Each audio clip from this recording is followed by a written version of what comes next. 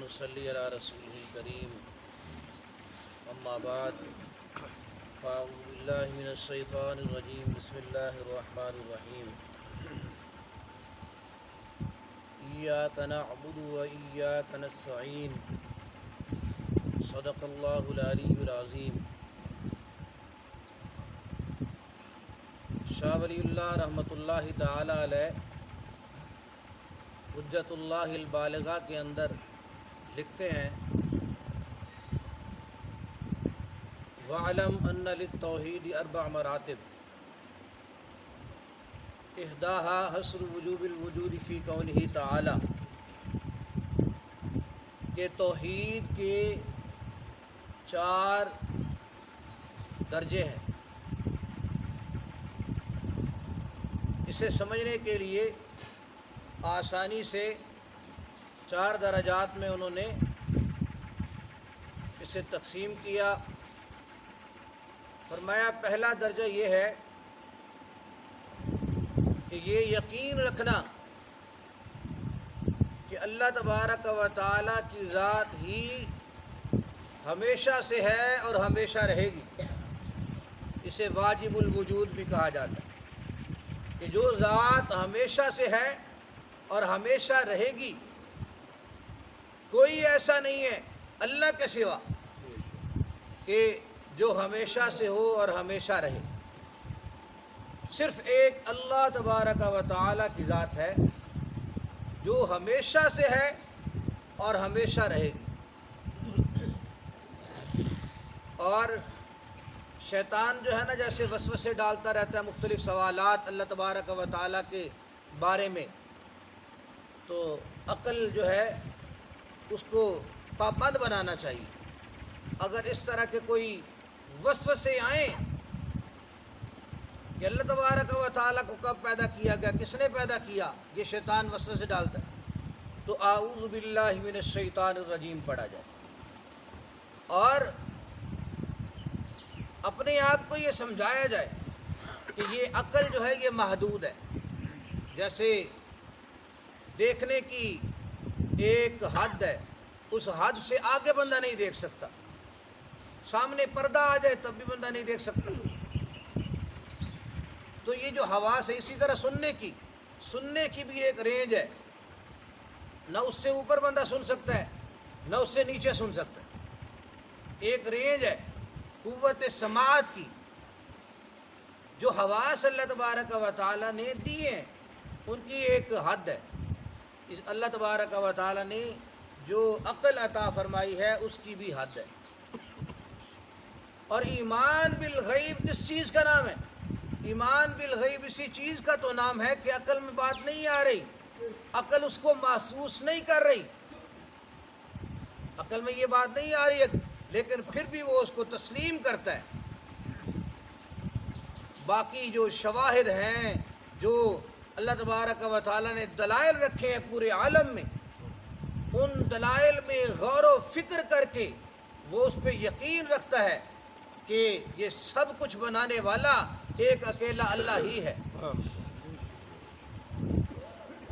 تو پہلی یہ چیز ہے کہ اللہ تبارک و تعالیٰ کے بارے میں یہ عقیدہ رکھے کہ اللہ ہی ہمیشہ سے ہے اور اللہ تبارک و تعالیٰ ہمیشہ رہے۔ اور دوسری چیز کہ یہ عقیدہ رکھے کہ خالق صرف اللہ تبارک و تعالیٰ کی ذات ہے، باقی سب مخلوق ہے۔ آسمان بھی مخلوق، زمین بھی مخلوق، سیارے سارے مخلوق، چاند ستارے مخلوق، سورج مخلوق، ہر چیز مخلوق ہے۔ اور کتنی مخلوق؟ ایک روایت میں آتا ہے کہ 18,000 مخلوقات اللہ پاک نے پیدا فرمائی ہیں، 18,000 اقسام کی۔ اور ایک روایت میں آتا ہے کہ 40,000 مخلوقات اللہ پاک نے، اور ہر مخلوق کا ایک اپنا عالم ہے، عالم اپنا۔ اسی لیے کہا گیا نا کہ تمام تعریفیں اسی اللہ تبارک و تعالیٰ کے لیے ہیں، تمام تعریفیں اللہ پاک کے لیے ثابت ہیں، جو رب ہے سارے جہانوں کا۔ اس لیے کہ 40,000 مخلوقات یا جس قدر بھی مخلوقات ہیں اللہ پاک ہی جانتا ہے۔ اللہ تبارک و تعالیٰ نے، سائنسدان جو ہیں یہ ابھی تک گلیکسیز کو دریافت نہیں کر سکے کہ کتنے جو ہے نا اللہ پاک نے نظام میں، عالم میں اللہ پاک نے کتنے زیادہ وہ گلیکسیز رکھی ہیں، اس کو دریافت نہیں کر سکے۔ ابھی پچھلے دنوں کسی نے جو ہے وہ پوسٹ کی ہوئی تھی اس پہ سوشل میڈیا پہ کہ گلاب کے پھول جیسی، بالکل گلاب کے پھول جیسی ایک گلیکسی جو ہے وہ دریافت ہوئی ہے کہ اللہ تبارک و تعالیٰ نے کہاں ستاروں کے ایسے جھرمٹ رکھے ہیں جو دکھنے میں ایسے لگتا ہے جیسے گلاب کا پھول ہے۔ اللہ تبارک و تعالیٰ کی قدرت ہے، کیا کیا مخلوقات اللہ پاک نے پیدا فرمائی ہیں، کیسے اللہ پاک نے پیدا فرمائی ہے۔ اللہ پاک کی قدرت کے اندر ہے ہر چیز۔ تو یہ عقیدہ رکھنا کہ ہر چیز کو پیدا کرنے والا ایک اللہ تبارک و تعالیٰ کی ذات ہے۔ اور تیسرے نمبر پر یہ عقیدہ رکھنا کہ ہمیں ہر طرح کی عبادت اللہ ہی کے لیے کرنی ہے، کیونکہ سارے نظام کو بنانے والا بھی وہ ہے اور چلانے والا بھی وہ ہے، مدبر بھی وہ ہے۔ جیسے وہ خالق کل شیء ہے، ہر چیز کا پیدا کرنے والا، اسی طرح پھر تدبیر بھی کرنے والا اور تصریف کرنے والا، ہر چیز کو پھیرنے والا، ہر چیز کو چلانے والا ایک اللہ تبارک و تعالیٰ ہی ہے۔ اور چوتھے نمبر پر یہ کہ عبادت خالصتاً اللہ ہی کی کریں گے، اللہ کے سوا کسی اور سے نہ مدد مانگیں گے، نہ نماز کسی اور کی، نہ سجدہ کسی اور کا، کوئی رکن بھی نماز کا یا کسی طرح کی بھی کوئی عبادت اللہ کے سوا کسی کے لیے نہیں ہے۔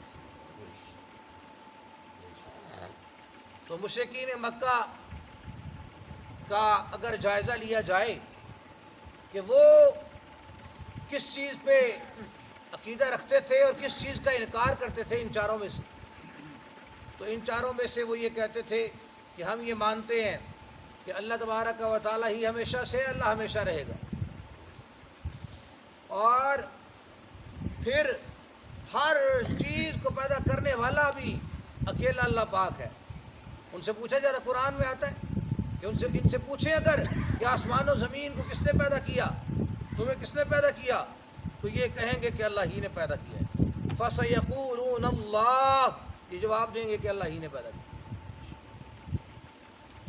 لیکن پھر کہ سارے عالم، نمبر 3، ہر طرح کے نظام کو چلانے والا بھی اللہ پاک ہے، تو وہ یہ کہتے تھے کہ بڑے بڑے کام اللہ پاک خود چلاتا ہے اور چھوٹے چھوٹے کام اللہ پاک نے وزیر رکھے ہوئے ہیں، اللہ پاک نے ڈیوائیڈ کر دیا، علاقے دے دیے ہیں، وزیروں کو علاقے دے دیے ہیں، اپنے اپنے علاقے، ہاں بھائی یہ کام جو ہے نا یہ اس کے ذمے ہے، یہ اس کے ذمے ہے، یہ اس کے ذمے ہے، اس لیے ہم جو ہے نا پھر ان کو پکارتے ہیں۔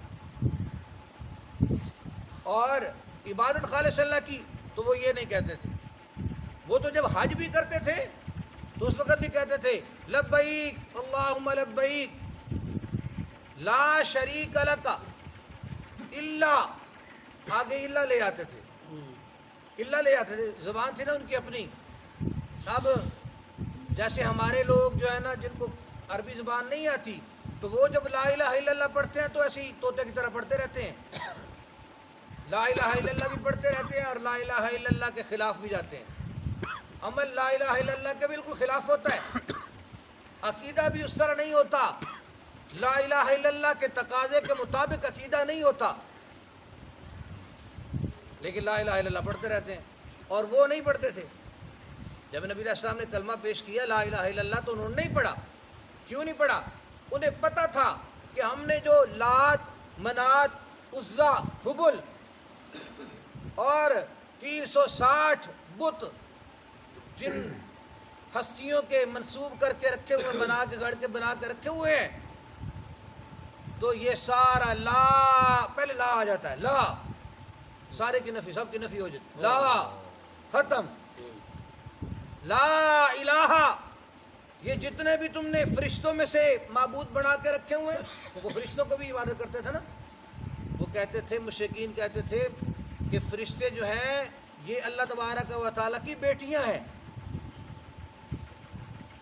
اور جنات کی بھی پکار کرتے تھے، اور بڑے بزرگ جو گزر گئے ان کی بھی، اور بعض انبیاء کے بھی انہوں نے، جیسے ابراہیم علیہ الصلوۃ والتسلیم کا بھی، اسماعیل علیہ السلام کا بھی انہوں نے بت بنا کے رکھا ہوا تھا.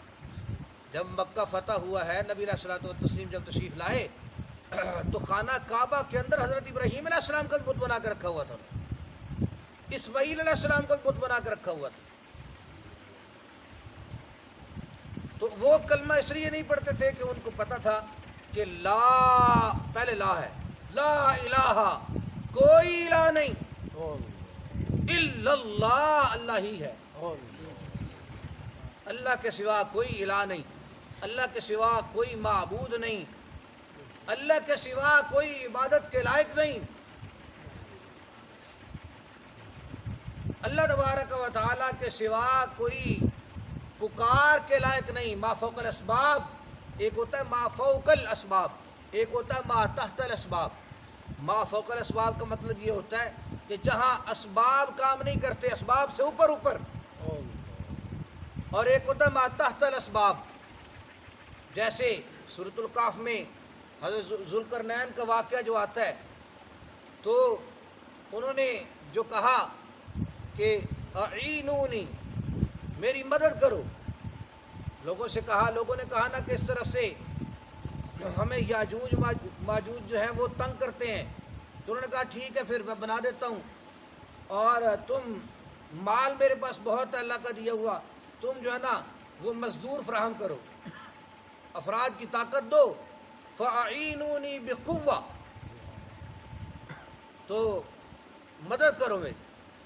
اب یہ مدد کے لیے جو کہہ رہے ہیں کہ میری مدد کرو، تو یہ ما تحت الاسباب ہے.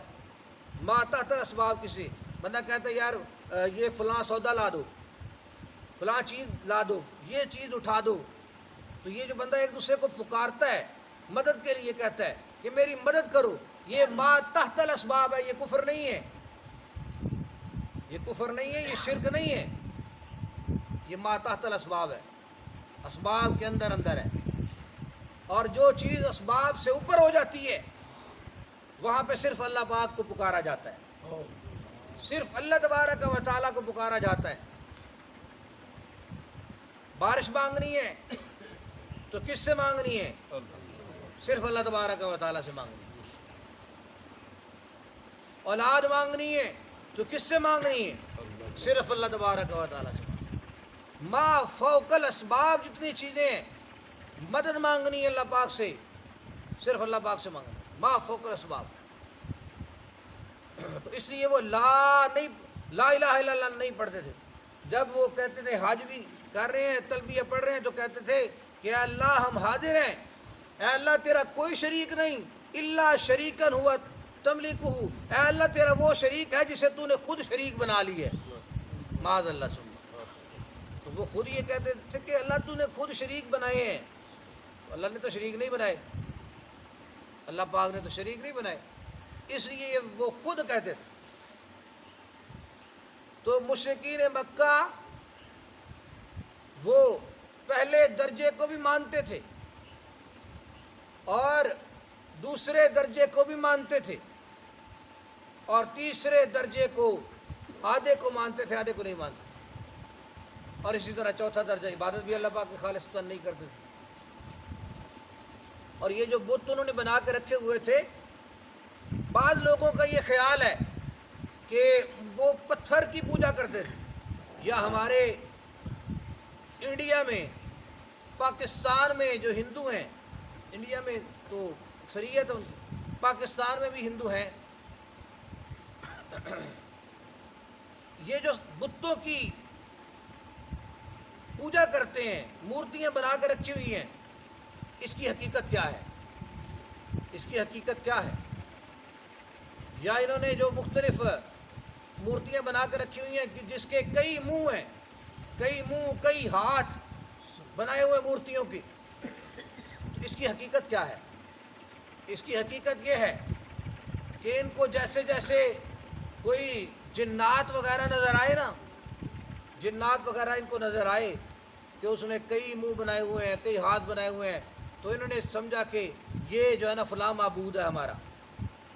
انہوں نے ان جنات کی شکلیں بنا لی، شکلیں اس طرح کی بنا لی، پتھر کی بت بنا لیے، اور پھر ان سے جو ہے نا حاجات مانگنے لگی، پکارنے لگے۔ اگر مشرکین مکہ نے جو بت رکھے ہوئے تھے ان کی حقیقت کو سمجھا جائے تو بڑے بڑے 4 بت تھے، لات، منات، عزا اور حبل، یہ بڑے بڑے 4 بت، باقی تو بہت زیادہ تھے۔ لات یہ بھی ان کا ایک بزرگ تھا جو کہ بہت نیک آدمی تھا، اور حاجیوں کو ستو گھول گھول کے پلایا کرتا تھا، خدمت کیا کرتا تھا حاجیوں کی۔ کہ حاجیوں کی خدمت کو بڑی اپنی سادہ سمجھا کرتے تھے، پہلے بھی کیا کرتے تھے۔ جب وہ فوت ہو گیا تو انہوں نے کیا کیا، انہوں نے کہا کہ نیک آدمی تھا، اب وہ ہمارے درمیان نہیں ہے تو اس کا بت بنا لیتے ہیں۔ انہوں نے بت بنا لیا، اور اسی طرح سے منات کا بھی بت، اور عزا ایک جنیہ تھی، جنیہ، اس کا بت بنا کے رکھا ہوا تھا، اور وہ کیا کرتی تھی، وہ جنیہ اس بت کے اندر آ جاتی تھی۔ جب کوئی اس سے مانگنے کے لیے جاتا نا کچھ کہ فلاں میرا کام کر، تو وہ اندر سے بت کے اندر جا کے آواز دیتی تھی، کہتی تھی کہ بکرا یا اونٹ یا فلاں چیز وہ میرے نام کا ذبح کر دو اور تمہارا کام ہو گیا۔ وہ آواز دیتی تھی اندر سے، اور بڑے جناب وہاں مجاور بیٹھے ہوتے تھے، اور بڑا یہ وادی ہراس کے اندر کیکر کے درخت تھے، اور ساتھ جو ہے نا اس بنا ہوا تھا باقاعدہ اس کا، اور بت وہاں بنے ہوئے تھے۔ تو اس طرح سے یہ مکہ فتح جب ہوا ہے، نبی علیہ الصلوۃ والتسلیم نے حضرت خالد بن ولید رضی اللہ تعالیٰ عنہ کو بھیجا کہ جاؤ اسے ختم کر کے آؤ۔ حضرت خالد بن ولید رضی اللہ تعالیٰ نے بتوں کو توڑ دیا، اور کیکر کے جو درخت تھے ان کو کاٹ دیا اور آ گئے۔ اللہ تبارک و تعالیٰ نے وحی کے ذریعے اپنے پیغمبر صلی اللہ علیہ وسلم کو بتا دیا کہ کام ابھی ادھورا ہے، ابھی پورا نہیں ہوا۔ چنانچہ حضرت خالد بن ولید آتے ہیں، نبی علیہ السلام سے کہتے ہیں کہ میں کام کر رہا ہوں۔ نبی علیہ السلام نے فرمایا کہ کام ابھی پورا نہیں ہوا، دوبارہ جاؤ۔ تو حضرت خالد رضی اللہ تعالیٰ عنہ جب دوبارہ جاتے ہیں، دیکھتے ہیں اللہ پاک کی طرف سے رحمت آتی ہے، اللہ پاک فرشتوں کو بھیج دیتے ہیں، فرشتے اس جنیہ کو نکالتے ہیں۔ وہ کیکر کے درختوں کی جو جڑیں تھیں ان کے اندر چھپی ہوئی تھی نیچے، فرشتے اس کو نکالتے ہیں بالوں سے پکڑ کے۔ حضرت خالد دیکھتے ہیں کہ ایک بالکل عجیب سی چیز ہے، جیسے عورت اس طرح، اور اس کے پورے جسم کے اوپر بال ہی بال ہے، جنیہ تھی، جننی، تو پورے اس کے جسم کے اوپر بال ہی بال ہے، بال ہی بال ہے۔ فرشتوں نے اسے کھینچ کے باہر جب نکالا تو حضرت خالد رضی اللہ تعالیٰ عنہ نے اپنی تلوار کے ساتھ وار کیا، اور اس کی گردن جو ہے وہ کاٹ کے رکھ دی، اور پھر وہ کیکر کے جو درخت تھے ان کو بالکل نشانات ہی ختم کر دیے، ان کو جڑوں سے نکالا، جڑوں سے نکال کے پھینک دیا، تاکہ پھر یہاں کوئی کفر اور شرک نہ ہو۔ پھر جب واپس آتے ہیں، نبی علیہ السلام نے فرمایا کہ ہاں اب کام ہوا ہے۔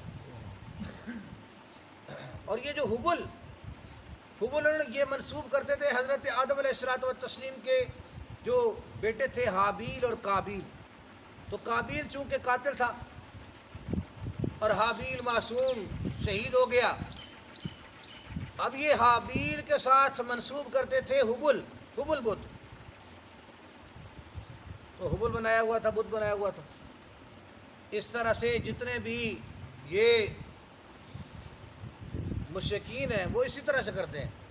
میری ایک ہندو سے بات ہوئی اسی موضوع پر، تو وہ یہ کہنے لگا کہ ہم نے جو بت بنائے ہوئے ہیں یہ ہم پتھر کی پوجا نہیں کرتے، بلکہ ہم نے جو جن بزرگوں کے بت بنائے ہوئے ہیں ان کی روحیں اس کے اندر آ جاتی ہیں، جب ہم پکارتے ہیں تو ان کی روحیں آ جاتی ہیں اور تعلق ہے، اور پھر جو ہے نا پھر وہ اللہ پاک سے کروا دیتے ہیں۔ وہ تو ایشور کہتے ہیں نا، ہندو کہتے ہیں ایشور کہتے ہیں، تو قرآن کیا کہتا ہے؟ قرآن کہتا ہے کہ وہ یہ کہتے تھے وَيَقُولُونَ هَٰؤُلَاءِ شُفَعَاؤُنَا عِندَ اللَّهِ، یہ اللہ کے ہاں ہمارے سفارشی ہیں.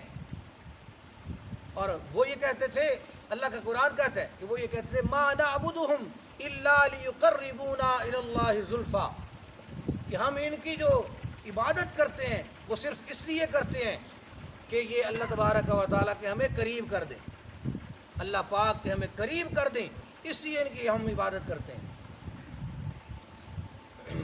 تو ہم نے ایاک نعبد و ایاک نستعین کو سمجھا کہ اس کا مطلب یہ ہے کہ اللہ ہم تیری ہی عبادت کرتے ہیں اور تجھی سے مدد طلب کرتے ہیں، تجھی سے مدد مانگتے ہیں. تو توحید کیا ہے؟ توحید یہ ہے کہ اللہ تبارک و تعالیٰ کے بارے میں یہ عقیدہ رکھا جائے اللہ ہی ہمیشہ سے ہے، ہمیشہ رہے گا، اللہ ہی ہر چیز کا خالق و مالک ہے، اور اس پورے نظام کو پھر چلانے والا بھی اکیلا اللہ ہے. اسے کسی وزیر کی، کسی مشیر کی بالکل ضرورت نہیں ہے، اور پھر ہر طرح کی عبادت کے لائق اکیلا اللہ ہی ہے. لا الہ الا اللہ محمد الرسول اللہ، اور یہ رستہ ہمیں بتانے والے محمد صلی اللہ علیہ وسلم ہے جو اللہ کے رسول ہے، اللہ کے رسول ہے. اللہ تبارک و تعالی ہمیں قرآن مقدس صحیح سمجھنے کی توفیق نصیب فرمائے، اور صحیح جو عقیدہ ہے لا الہ الا اللہ کا صحیح جو مطلب ہے، عقیدہ ہے، یہ اللہ تبارک و تعالی ہمیں سمجھنے کی توفیق نصیب فرمائے، اور اس کے مطابق عقیدہ بنانے کی، نبی علیہ السلام کی سنت کے مطابق اپنا عمل بنانے کی توفیق نصیب فرمائے. وآخر دعوانا الحمدللہ رب العالمین.